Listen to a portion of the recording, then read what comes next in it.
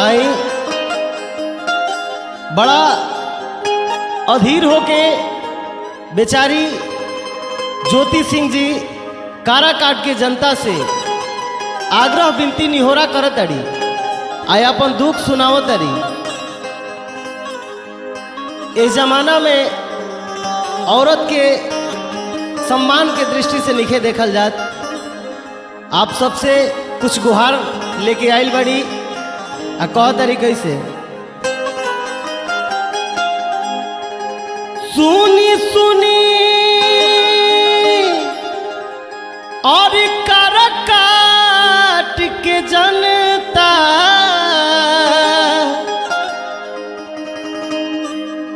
आइले विपत बड़ी जो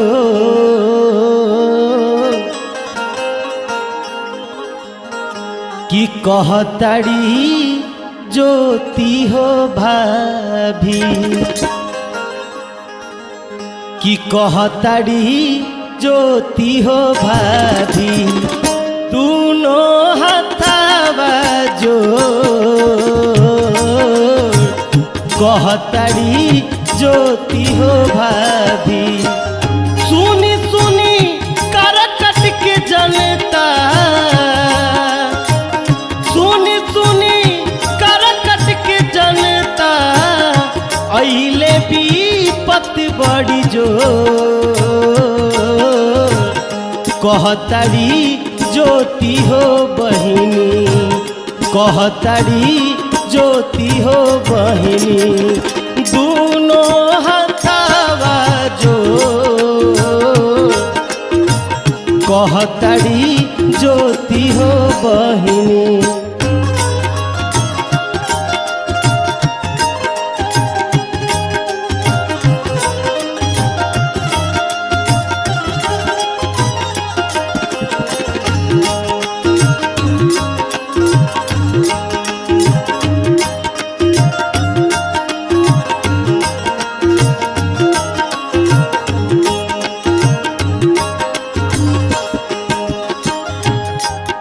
इतना दुख रहते हुए भी इतना कष्ट आइल बहुत सारा दुख आइल लेकिन फिर भी यह औरत के चेहरा पर मुस्कान वैसी रहला। आप सबके सेवा खातिर हमेशा सदैव तत्पर रहे वाला आप सबके बेटी आपके बहू ज्योति सिंह बाड़ी आप सबके दरवाजा पे आपन दुख लेके आई बाड़ी सुनावत अरी आ कहत अरी रउए लोग के लड़े के बाद अब की लड़ैया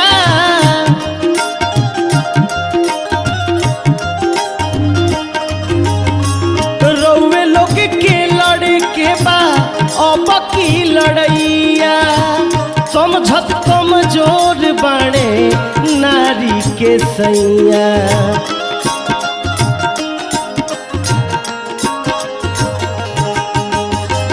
समझत कमजोर बाणे नारी के सैया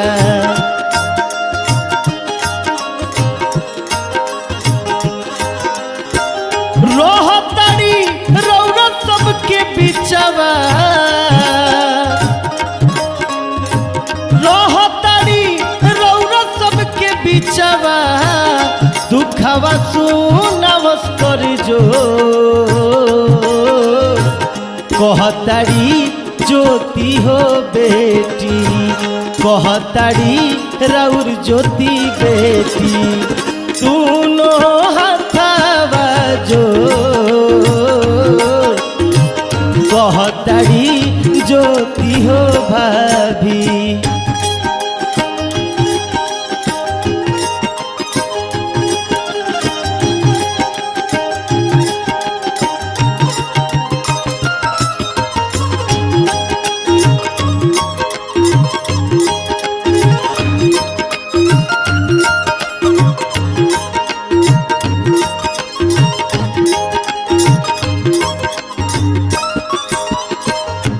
अब आप सबके जागे के बारी बा आया अपन ताकत दिखावे के बा।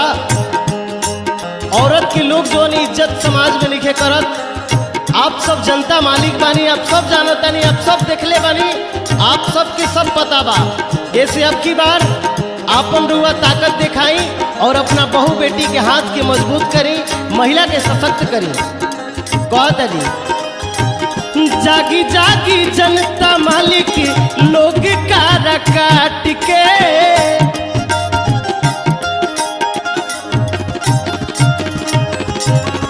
जागी जागी जनता मालिक लोग कारा काट के, करी मजबूत अपना बेटी बहू के हाथ के।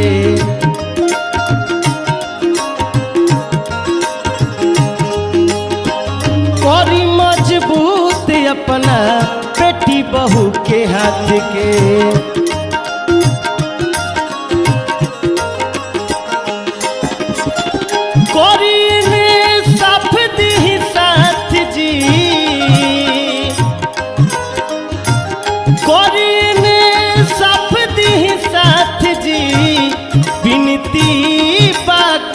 जो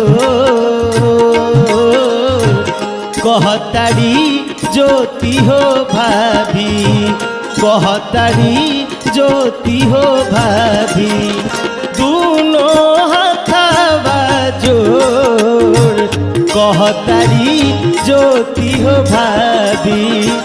सुनी सुनी करकट के जनता, सुनी सुनी करकट के जनता, अइले विपत बड़ी जो कहतारी ज्योति हो बहिनी, कहतारी ज्योति हो बहिनी, दोनों हाथवा जो कहतारी ज्योति हो